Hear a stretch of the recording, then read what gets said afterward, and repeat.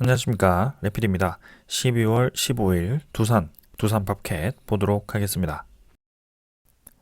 먼저 증시부터 보겠습니다. 코스피 0.05%, 코스닥 0.07% 상승하면서 마무리를 했고요. 오늘도 증시는 왔다 갔다 하면서 크게 변동은 없었습니다. 그래서 여전히 조금은 불안한 모습이 지속되고 있고요. 특정 종목 위주로, 특정 테마 위주로 계속해서 증시가 움직이는 모습이 보이고 있습니다. 자, 그래서 우리는 안전한 종목에서 지켜보는 것이 맞다라고 계속 말씀드리고 있고요. 이 증시의 방향은 우리가 예측할 것이 아니고 그런 시장의 흐름대로 가는 것이기 때문에 거기에 대해서는 뭔가 주가를 맞추기보다는 지금은 안전하게 대응을 하는 것이 좋을 것 같습니다. 자, 그래서 지금은 3000포인트 근처에서 계속해서 동일한 위치를 왔다 갔다 하고 있고요. 21선 평균선 주변을 맴돌고 있습니다. 그래서 증시 자체가 지금 하락을 좀 끝낸 것처럼 보이지만 아직까지도 고점 자체를 계속 높이지 못하고 있는 그런 상황이기 때문에 그런 모습은 조금은 좋지는 않다. 그래서 이번 상승 이 반등에서 N자로 좀 올라가주면서 뻗어나가는지를 좀 지켜보는 게 중요할 것 같고요. 그러기 위해서는 확실히 대형주 위주의 그런 상승이 나와야 되지만 아직까지 그런 모습은 보이지 않고 있습니다. 그래서 오히려 이 12월 달이 좀 산타 랠리 등으로 좀 우리나라 증시가 올라갈 거라고 생각했을 수도 있지만 지금 뭐 비트코인이라든지 다른 해외 자산 혹은 그런 위험 자산들이 조금은 하락으로 좀 무게가 잡히고 있다는 점, 그런 점을 보았을 때는 썩 지금 주식 시장도 좋지는 않다라는 말씀을 드리겠습니다. 그래서 내년 연초쯤 해가지고 이제 코로나에 대한 상황과 그 다음에 금리 인상에 대한 구체적인 그 계획이 나왔을 때 방향이 어느 정도 잡히지 않을까라는 생각이고요. 지금은 이제 그런 이 악재에 대해서 좀 우려감으로 관망 혹은 어느 정도 이제 하락을 한 상황입니다. 그래서 생각보다 이제 그런 위험도가 이 시장에 주는 영향이 크지 않다면 이 정도 자리에서 자리를 잡다가 다시 한번 좀 반등을 해보는 위치를 잡겠지만 뭔가 그런 대외적인 정세라든지 그런 정세들이 좀 계속해서 악화가 되거나 아니면 코로나가 좀 더 심각해지거나 뭐 이런 식으로 우리가 지금 예측할 수 없는 그런 상황이 벌어졌을 때는 또 하락을 할 수도 있는 그런 상황입니다. 그래서 지금은 유동성 장세가 이 회수가 되는 상황이죠. 그래서 유동성이 회수가 되는 상황이다 보니까 당연히 이제 이전처럼 힘있게 올라가는 구간은 쉽지는 않을 것 같습니다. 자, 그래서 계속해서 매일 말씀을 좀 드리고 있고요. 투자자 같은 경우는 또 오늘도 양매도 하면서 좀 끌어내렸습니다. 그다음 코스닥도 월봉, 양봉이지만 여전히 밑에서 241선 근처에서 왔다 갔다 하고 있고요. 고점 자체가 뚫지 못하고 계속 낮아지고 있다라는 점을 매일 말씀드립니다. 그래서 간단하게 보고 넘어가고요. 이 금액도 외국인 기관 오늘은 좀 샀지만 사고 팔고 하면서 코스닥 지수 자체가 크게 뭔가 고점이 높아진다라는 느낌은 없고요. 점점 이제 낮아지고 있다라는 그런 추세 흐름이 보이고 있습니다. 그래서 뭔가 획기적인 그런 움직임이 있어야 되는데요. 그러기 위해서는 기존에 그 바이오 종목들, 바이오 대형주라든지 아니면은 그런 2차전지 혹은 비메모리 관련 기술주들이 좀 상승을 해야 되는데 아직까지 그런 움직임은 보이지 않고 있다는 점. 그다음에 환율 같은 경우는 다시 올랐습니다. 1187원. 그래서 또 올라가기 시작했고요. 우리나라 증시와 반대로 진행이 되고 있습니다. 그래서 우리나라 증시는 이제 큰 하락 이후에 횡보를 좀 하고 있다면 환율 같은 경우는 큰 상승 이후에 횡보를 좀 하고 있습니다. 그래서 이런 횡보 구간이 오래 지속될수록 이제 이 고점이 뚫렸을 때 강하게 올라가는 경향이 있을 것 같고요.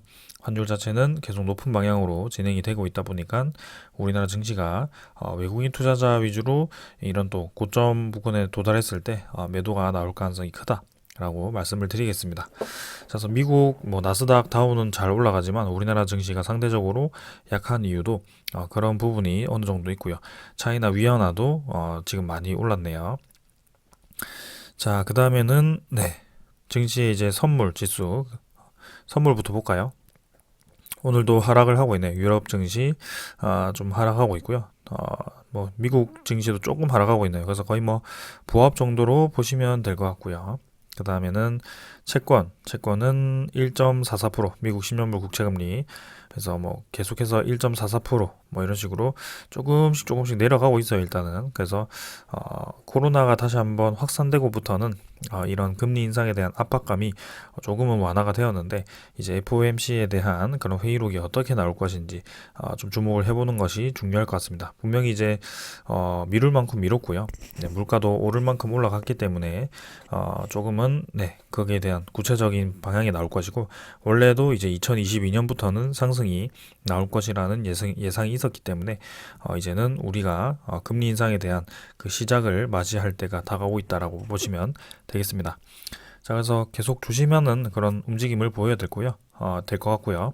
장이 올라간다면 대형주 위주로 다시 한번 상승이 나와야 됩니다. 네, 그때까지는 조금씩 지켜보면서 대응을 하도록 하고요. 오늘 증시 이 정도로 보고 종목 보도록 하겠습니다. 네, 먼저 두산부터 보겠습니다. 500원 상승해서 11만 3,500원으로 마무리를 했고요. 최근 뭐 두산 같은 경우는 움직임이 뭐 크게 없습니다. 거래량도 좀 많이 감소해 있는 상태고요.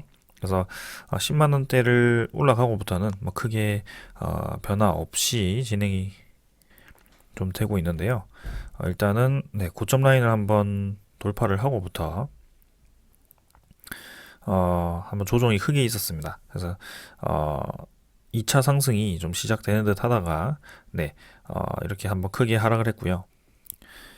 하지만 뭐 하락 지점에서 쌍바닥 정도를 좀 다져주면서 또 이제 하락 추세에서 상승 추세로의 전환이 또 이루어지고 있는 모양입니다. 그래서 61선 라인을 이렇게 받쳐주면서 또 같은 지점 지지면서 이렇게 오른쪽 라인을 좀 들어준다면 아주 괜찮은 움직임이 될 것 같고요.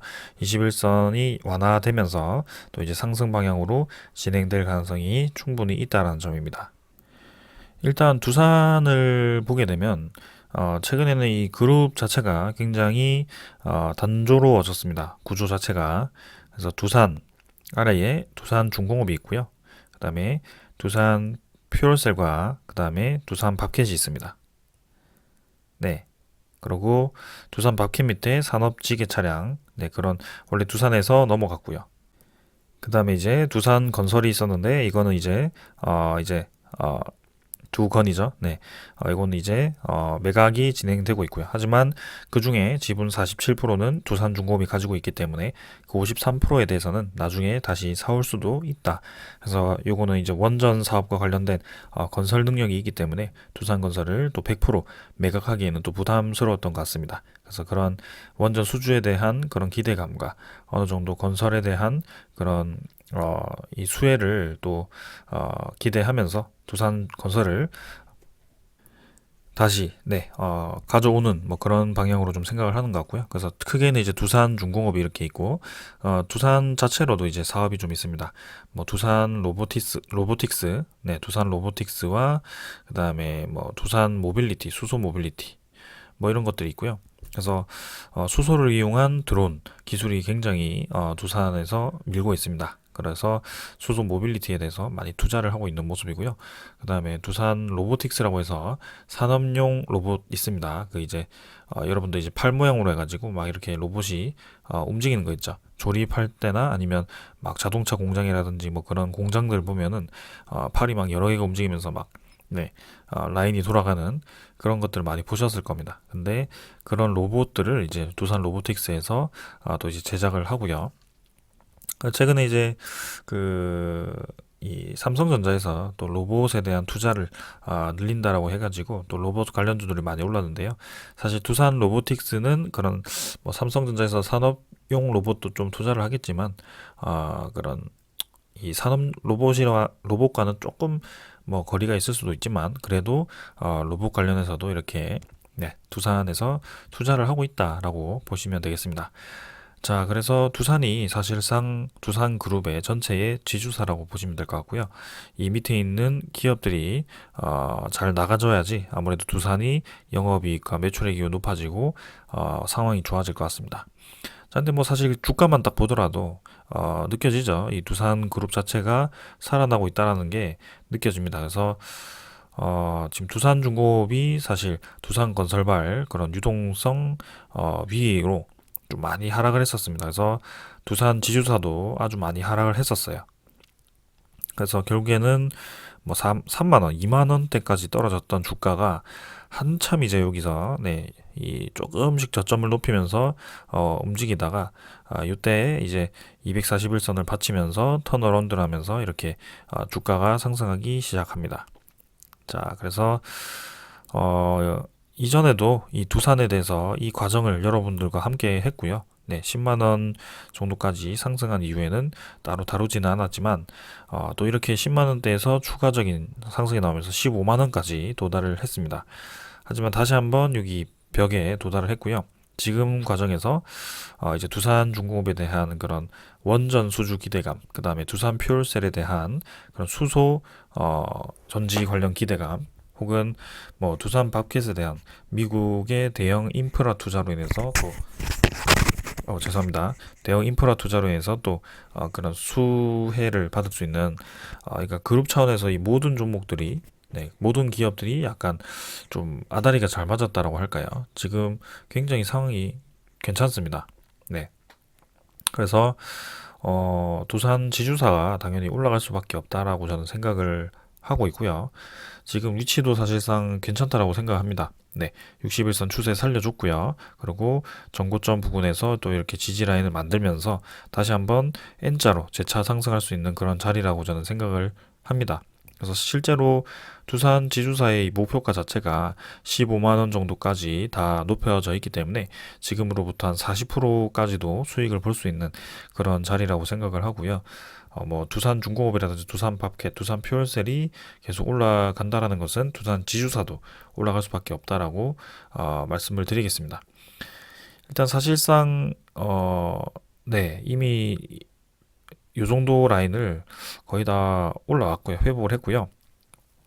목표가를 좀 정하자면 이 정도 상단이겠네요. 딱 이제 15만 원 정도가 되겠습니다. 지금 15만 원 정도에서 좀 저항을 많이 받았었고요. 그 다음은 이제 이 정도겠네요. 그래서 한 20만 원까지도 순식간에 이제 올라갈 수도 있는 뭐 그런 힘이 받쳐준다면요. 특히나 이런 종목들은 평소에 거래량이 별로 없기 때문에 거래 한번 쫙 실어주면은 또 갑자기 올라가거든요. 그래서 이런 지주사들도 괜찮다. 그래서 이 장기 평선이 이미 완전히 U자로 들었고 장기 평선을 채 터치하지 않으면서 121선 정도 이 정도 사이클을 가지고 지금 움직이고 있다. 그래서 향후에 이제 주가가 저는 두산 자체가 올라갈 수밖에 없다라고 저는 생각이 좀 들고요. 외국인 투자자 지금 뭐 이틀 연속 매수했는데 뭐 크게 수급 자체는 눈에 띄는 수급은 없습니다. 굳이 말씀드리자면 연기금 투자자가 최근에 좀 많이 매수하고 있다는 점, 이 정도가 보이네요. 자, 그래서 두산도 꾸준히 한번 관심을 가져보겠습니다. 지금도 다시 한번 상승할 수 있는 사이클이 돌아왔다라고 생각을 하고 있고요. 자, 그 다음에 이제 두산 밥켓입니다. 두산 밥켓도 일단은 꾸준히 올라왔습니다. 결국에는 끝까지 이제 밀어 올라가지고 6만 원까지 올라갔던 그런 경험이 있는데요. 한번 이제 그 인프라 투자에 대한 법안이 통과되기 전에 약간 이제 수익성이 감소하면서 북미에 대한 그런 실적이 감소할 것에 대한 우려감으로 꽤나 이제 많이 내렸죠, 주가가. 그래서 고점에서 저점까지 거의 반토막까지도 지금 떨어졌던 그런 두산 밥켓입니다. 근데 이제 서서히 이제 왔다 갔다 하면서 어느 정도 저점 라인이 잡혔다라고 보셔도 될 것 같고요. 지금 이제 241선은 꾸준히 올라가고 있습니다만 그 근처로 해서 지금 주가가 많이 형성이 되고 있습니다. 그래서 21선 단기 추세는 확실히 이제 옆으로 좀 횡보를 좀 하고 있는 차원이고 지금은 턴어라운드를 할 수 있는 그런 기회다라고 보시면 되겠습니다. 그래서 일봉으로 보면 사실 두산 마켓이 굉장히 좀 지저분하죠. 소위 말해서 지저분합니다. 보시면은 올라갈 때도 보면 막 하늘을 찌를 듯이 하면서 또 금방 내려버려요, 주가가. 그래서 며칠 올리고 며칠 내리고 며칠 올리고 내리고 이런 식으로 계속 정신없이 흔들어 버립니다. 그래서 이런 종목들은 단타로 막 접근하면은 진짜 계속 손절만 하고 올라갈 때 들어가고 내려갈 때 나오고 이런 식으로 계속 그런 식으로 돼버리거든요. 근데 잘 보시면은 결국에는 오르락내리락 하면서 저점이 점점 이제 높아지는 그런 사이클로 가게 됩니다. 그래서 이런 것들은 일봉에 집착하기보다는 오히려 이제 이런 장기 추세적인 그런 차트를 보는 게 맞고요. 이렇게 이제 한참을 거의 뭐 이때가 언제죠? 이게 2016년이래요. 그래서 2016년부터 거의 3년간을 이 정도 박스권에서 계속 갇혀있던 두산 마켓이었는데 일단 뭐 유동성 그 장세로 한번 크게 올랐습니다. 그래서 어, 관심을 받을 수밖에 없었고, 네, 그렇게 오를 수밖에 없었다라고 말씀을 드릴 수도 있겠지만, 지금까지와는 또 다른 그런 수익성이 날 수 있는 그런 시장이 개척이 되었고, 특히 북미 시장에서 이 실적이 많이 증가를 했습니다. 그래서 유동성이 힘을 입어서 아주 가파르게 올라갔고요. 평년 주가의 거의 2배까지도 상승했던 그런 주식입니다. 자, 그래서 두산버켓 보게 되면 돈 굉장히 잘 법니다. 지금. 그래서 이 정도 라인의 거의 상단에 지금 위치를 하고 있고요. 여기서 추가적으로 이제 20월봉선 디디면서 올라갈 수 있는 자리라고 보고 있는데 이 정도 4만 원 정도 라인을 좀 이제 밀어내주면서 추가적으로 더 밀어간다면 이제 내년 1월 정도에 이런 식으로 뻗어 나가준다면 저는 확실히 추가적으로 더 올라갈 수 있다라고 봅니다. 그래서 괜찮다라고 보여지고요. 자, 두산마켓이 이제 보통은 원래는 이제 외국인 투자자가 많이 매수를 했었는데 10월 말부터 해가지고 외국인 투자자가 꽤 많이 매도를 좀 했었고요. 그래서 최근에는 다시 좀 들어와 주고 있습니다. 좀 팔았지만 그래도 전체적으로는 매수가 좀 들어오는 분위기고 기관 투자자도 마찬가지 전체적으로 매수가 강합니다. 그래서 마찬가지로 연기금 투자자가 지금 이렇게 두산마켓도 매수해주고 있고요. 이 연기금 투자자가 두산 그룹주들을 다 매수하고 있습니다. 지금 두산마켓, 그다음에 뭐 두산 중공업 이런 식으로. 네, 두산 퓨얼셀은 제가 확인 안 해봤는데 두산 퓨얼셀도 아마 전체적으로 보면 좀 매수를 했을 겁니다. 그래서 두산 그룹주들이 지금 턴어라운드를 하는 시점에서 이렇게 선제적으로 좀 매집을 하고 있는 것으로 저는 보이고요. 사실은 뭔가 두산 중공업 아니면 두산 밥캣 아니죠 두산 퓨얼셀 이런 것처럼 죄송합니다. 뭐 수소라든지 그런 원자력이라든지 뭔가 아주 엄청난 이 성장성을 가진 그런 사업을 가진 두산 밥캣은 아닙니다. 일단 뭐 건설업 관련 그다음에 뭐 중장비 관련이기 때문에 아무래도 사이클이 있을 수밖에 없고요. 거기에 대해서 계속해서 성장해 나간다라는 것은 좀 어렵죠. 근데 거기에 따라 이제 분명히 주가도 한계가 있을 겁니다. 근데 지금은 이제 그런 기대감이 하락으로 이미 거의 다 전환이 되었었고 어, 뭐 평년까지 회복을 했다 했을 때 오버슈팅에 대해서 주가가 다 반납이 되었습니다. 이미. 그러고 이제 그 인프라 법안에 대해서 통과가 되고 실제로 이제 움직이고 있는 듯한데요. 여기 보시게 되면 중국과의 경쟁을 또 이렇게 인프라 투자로 미국이 승부수를 던지는 것 같습니다. 그래서 거대한 공사판으로 미국이 변했다라는 얘기고요. 인프라 투자법으로 1조 2천억 달러, 1,440조 원 규모의 인프라 투자 및 일자리법을 통과시키면서 최근 미국 전역에서는 도로, 항만, 교량, 상수도 건설, 그다음에 인터넷망 구축 사업 등이 활발하게 전개가 되고 있다. 이렇게 얘기가 나오네요. 그래서 뭐 다른 얘기 다 넘어가고 이 미국 인프라 투자 법안의 주요 내용을 보게 되면은 일단은 1,100억이라고 돼 있지만 달러입니다. 달러라서 공이 3개가 더 붙어야 되고요. 엄청나죠 그러면 그죠. 네, 엄청난 양입니다.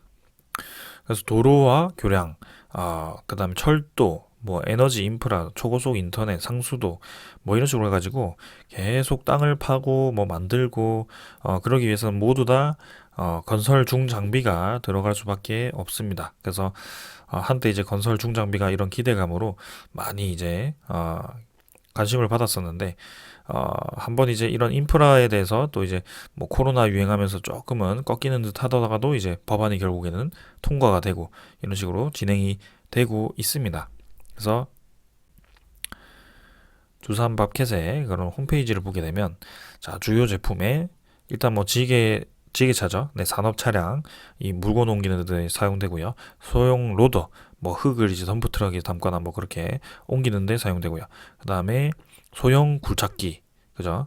소형 굴착기가 있고요. 그다음에 다목적 장비 그 땅을 이제 개간하는 데 사용되는 장비 뭐 이렇게 텔레스코픽 핸들러 아니면 뭐 어태치먼트, 컴팩트 트랙터 이건 이제 농업에 많이 사용되고요. 이게 또 수요가 많았습니다.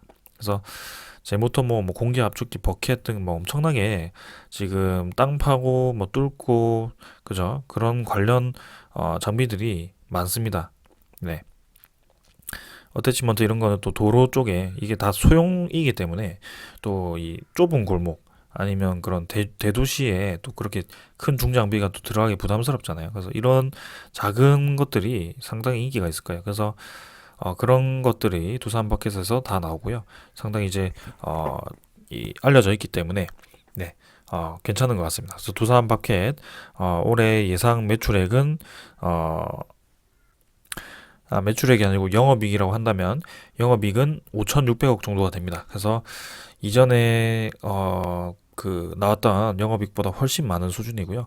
내년에도 오히려 더 올라갈 수 있는 그런 발판입니다. 그래서 옛, 옛날이라고 하긴 좀 그렇고 좀 전에 전에 제가 8천억까지도 나올 수도 있다라는 얘기를 봤었는데 일단은 내년 상황을 좀 보면서 대응을 해보겠습니다. 그래서 분명히 주가도 꽤 매력적인 구간까지 내려온 상태이고 여기서 뭐 횡보를 좀 할 수도 있겠지만 더 이상 하락하기보다는 이제 어느 정도 건설에 대한 그런 기대감으로 다시 한번 올라갈 수 있는 그런 위치다. 그래서 두산 밥캣뿐만이 아니고 두산 중공업, 두산 그룹 전체가 좀 위로 향하다 보니까 같이 좀 시너지를 내서 올라가는 방향으로 가지 않을까 그런 생각을 좀 합니다.